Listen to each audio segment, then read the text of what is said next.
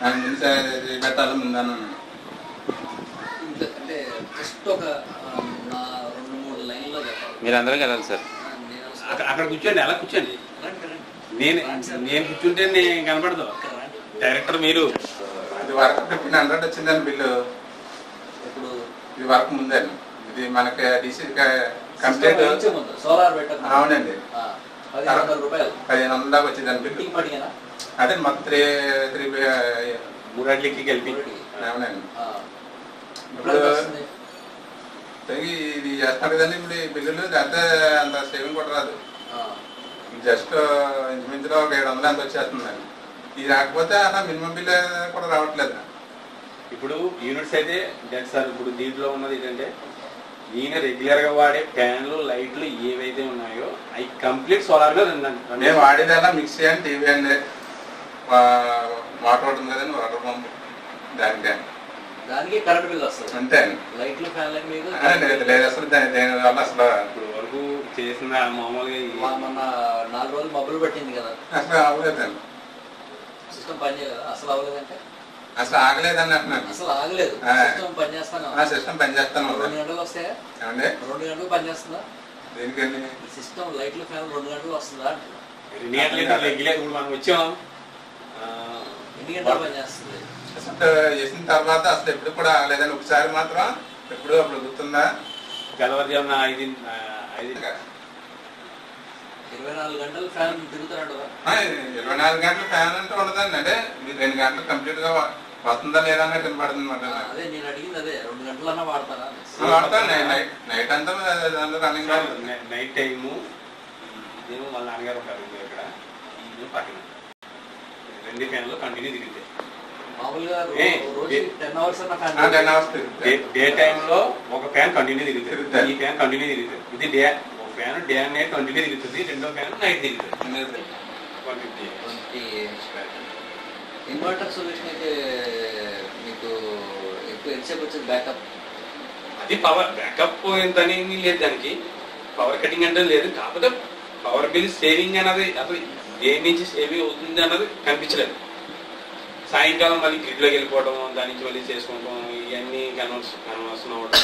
Day time usage అయితే మీకు solar మీదే ఉండింది అప్పుడు. అవునండి, ఇన్వర్టర్ ఉన్నప్పుడు. అవునండి.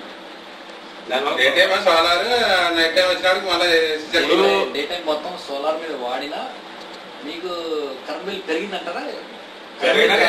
సేవింగ్ కనపడలేదండి. సేవింగ్ అనిపించలేదు. అక్కడ ప్రాబ్లం ఏంటంటే మెయిన్ ఫ్రిడ్జ్ దగ్గర వచ్చింది. ఫ్రిడ్జ్ ఎక్స్ట్రా యూనిట్స్ లాగేస్తుంది. ఫ్రిడ్జ్ కూడా ఇన్వర్టర్ మీద ఉందా? పవర్ బిల్ మీద ఉంది సార్. ఇన్వర్టర్కి సపరేట్ బిల్ లేదు కదా, మీటర్లే కదా ఫైనల్ నుంచి కూడా ఉంది కదా. ఉంది. అదే అది వీళ్ళు సీజనల్ గా చేస్తూ ఉంటారు. ఆ ఫ్రిడ్జ్ ఎక్స్ట్రా లాగేసేది, దానివల్ల సేవింగ్ కనిపించలేదు. ఇది కంప్లీట్ డీసీలో చేంజ్ అయిపోయిన తర్వాత అయినా సరే పవర్ బిల్ ఎక్సెస్ వచ్చేస్తుంది. ఇన్ని మార్చేసాం. 3 ఫ్యాన్లు లైట్లు అన్ని చేంజ్ చేసాం.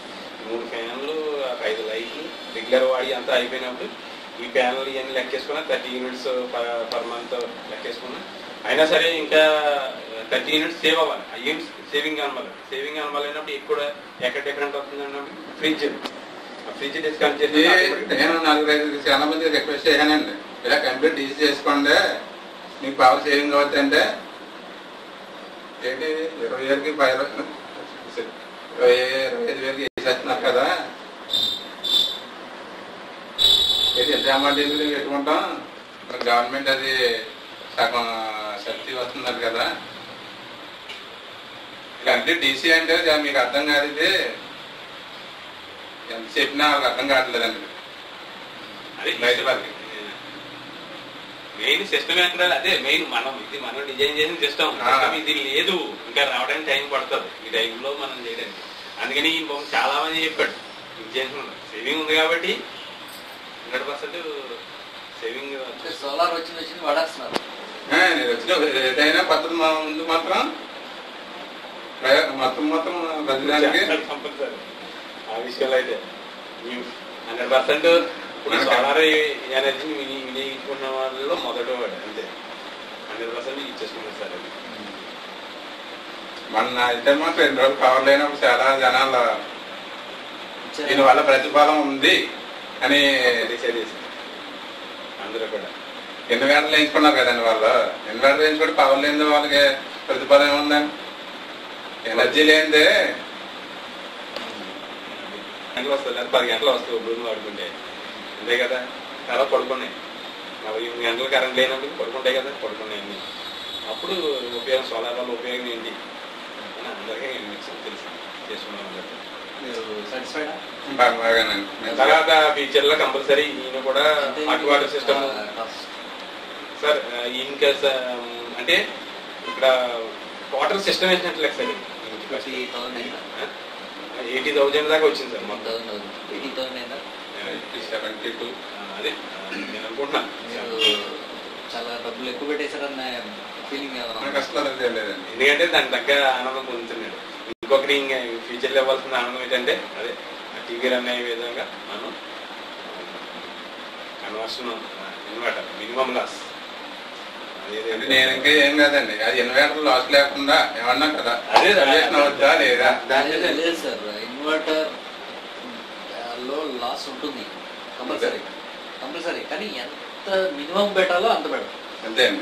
ఇప్పుడు ఉన్న టెక్నాలజీలో లేటెస్ట్ టెక్నాలజీ వస్తుంది. మామూలుగా మెడికల్ ఏదో ఉంటుంది అంటది, కోరెన్సీ ట్రాన్స్ఫార్మర్, దాంట్లో చాలా తక్కువ లాసెస్ ఉంటాయి. 20% ఇది ఉందా, 5% ప్రజెంట్ అయితే మాత్రం $500 అట్లా. అదే 20% 2 ఆంపియర్ కన్ఫర్మ్ వెళ్ళిపోతుంది. మనం లెక్క మొన్న ఏదైనా తీసుకొచ్చాను పవర్ ఎప్పుడన్నా వాటికి వచ్చినప్పుడు దీని నుంచి పెడదాం దాన్ని కూడా చేయిస్తాం. అదొకటి, టీవీ ఒకటి, మీకు అయిపోయినట్టే. హాట్ వాటర్ అది వేరే వాటర్ ఏమన్నా కానీ ఇది మాత్రం బాగా మంచిగా చాలా. మీకు 4 రోజులు కరెంట్ లేనప్పుడు బిల్ 100% సేవింగ్. మొన్న 4 days పవర్ లేనప్పుడు 4 days పవర్ లేనప్పుడు బయట వాళ్ళ అభిప్రాయాలండి, బయట వాళ్ళ అభిప్రాయాలు ఎట్లా ఉంది, మీరు అమౌంట్ లెక్క చేయకుండా బాగానే వేయించావు, మేము కూడా వేయించాలి అంటారు. మళ్ళా అంటే మీరు వేసిన దానికి మీరు సాటిస్ఫైడ్ పక్కాగా 100%. ఇది 25 ఏళ్ళు పనిచేస్తారు. అవునండి. కాకపోతే సిస్టమ్ సార్ మరి ఇప్పుడు ఎప్పుడైనా తుఫాను వచ్చినప్పుడు పైన మనకి పిడుగులు 10 అది దీనికి అదే అన్నదానికి అసలు ఈ క్యాచింగ్ చేసే ఆప్షన్ అసలు దీనికి అసలు ఉండదన్నమాట. పవర్ అసలు అదే పిడిగిల్ని మాత్రం అంటే అది మరి విద్యుత్ శక్తులుగా వస్తుంది కదా. అవును, దాన్ని ఇదేమి టీవీ అంటేనా, టీవీలో ఇలాంటి అన్న కొన్ని రిసీవ్ చేసుకొచ్చేమో కానీ